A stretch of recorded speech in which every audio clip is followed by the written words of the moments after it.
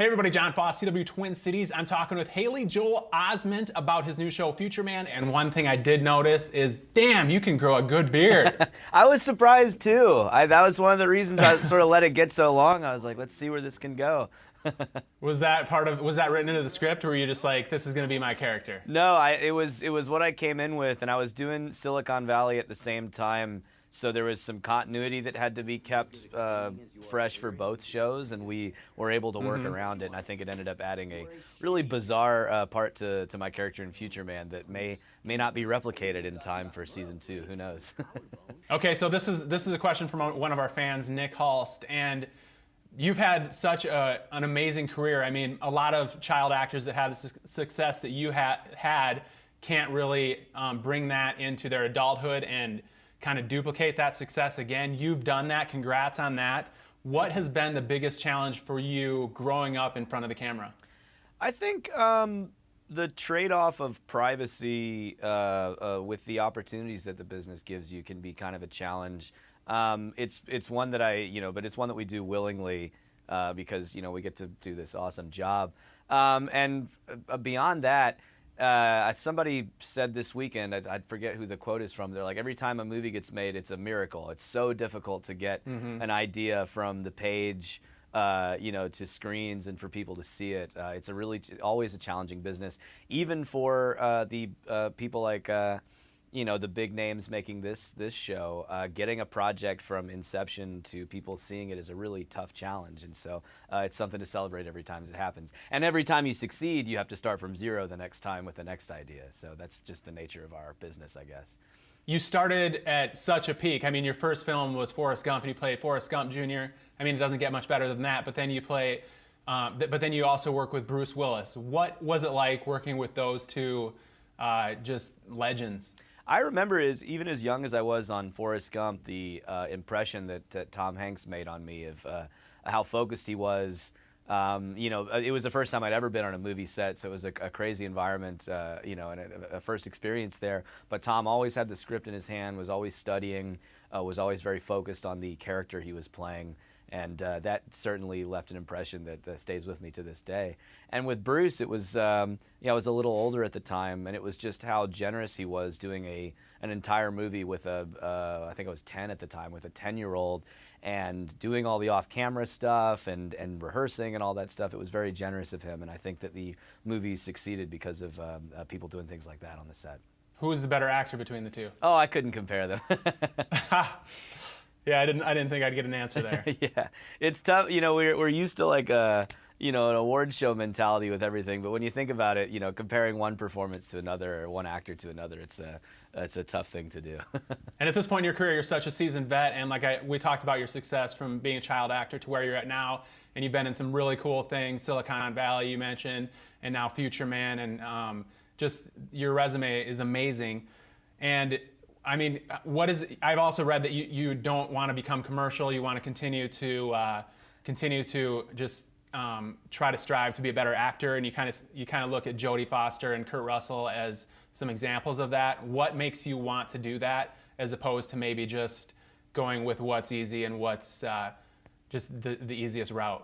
I guess for me, with even keeping considerations of what's commercial and not commercial out of it, it's just been focusing on the characters that I can play and trying to have the biggest variety there. All the actors that I admire and have looked up to, since I started working, are ones where they, I think a goal of mine would just be to look back at the end of my life and to have had a really diverse group of characters that I've played. So yeah, Jodie Foster has definitely always been an important inspiration to me, and she was personally very kind to me the few times that we met on the awards circuit back around the year 2000. And her advice to me was just, everything else is all secondary to the work itself. That's why we're in this business, and that's stayed with me to this day. What do people recognize you from these days? And when people say I see dead people, do you have to punch them in the face? I mean, what do you get people coming up to you and recognizing you from at this point? For the last couple of years, the beard had sort of worked as a disguise, but that's been ruined now, I guess, with this and Silicon Valley and everything. But it's been Silicon Valley a lot this year, which has been really fun because I was a big fan of that show even before being a character on it. And it was funny when we did the press tour for that in New York.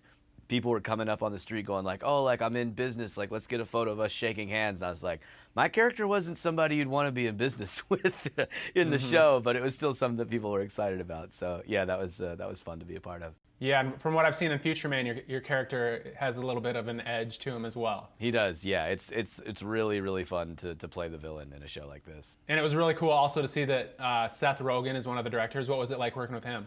They're terrific. I mean, Seth and Evan and Kyle and Ariel and Ben Carlin and just the team that has to put a show this complicated with so many different designs and set pieces and time periods, and to think that they're also doing Preacher and these other shows at the same time. I mean, they're just really impressive people to work with. And it's hard to be funny on a consistent basis and to be quick and to be coming up with things, and they're just excellent at what they do. One thing I thought was really cool about the show is kind of the throwback to old films. I think I saw some Pulp Fiction in there, and there's definitely a lot of Back to the Future. Yes, yes, there is. What's your favorite throwback? It's hard to say because there's even like little moments where we saw the opportunity to do weird callbacks to things. But I think the Back to the Future stuff is the stuff that made me laugh the most. There's a line that Wolf continually says about how messed up time travel is that's too vulgar to say in this venue, but that always makes me laugh because the characters are constantly commenting on how crazy time travel is. So we sort of entertain that meta dimension. And when your character said butthead, I mean, that was pretty classic too. Yeah. That's an iconic line from Biff, and yeah, getting to come out with that in episode 2 was pretty funny. So, Future Man, tell for the people who have no idea what it's about, give us a little glimpse into what this new show is about. Sure. Josh Hutcherson plays Josh Futterman, a loser janitor by day and expert, globally ranked video gamer by night. And he's contacted by people from the future through the game once he beats it, who tell him that when my character and Keith David's character, who are scientists at the lab that Josh works at, cure STDs in the near future, it starts a chain reaction that destroys humanity. So Josh has to go with them and travel through time in order to stop us from doing that and ending the world. So, pretty simple plot, index card plot. Yeah, it's pretty interesting. It kind of reminds me of Pineapple Express. What do you think? Oh, sure. Yeah, they have definitely developed a feel and a style that is very evident through this. But what's cool is that by throwing the characters, you see the 40s, the 1960s, the 80s, the future, different versions of the present. It gets to be put into these really bizarre, out there circumstances. So, yeah, it's fun. Mm-hmm. And for you set the bar so high, like I mentioned. Where do you go from here? I just looking for the next great, role that's I couldn't have seen this role coming a year ago. So just looking for something that interested me as much as that. And I got to do a little bit of writing and directing in college. So that's the next big step for me is looking for an opportunity to do that. In the downtime between these shows, hopefully. What about my co-host at the CW Twin Cities? Sure, I could come by Twin Cities. Yeah, I actually like cold weather. I moved from LA to New York, so the winter doesn't bother me. Have you been to the Twin Cities? I have not been, no, but I hope to visit sometime. Yeah.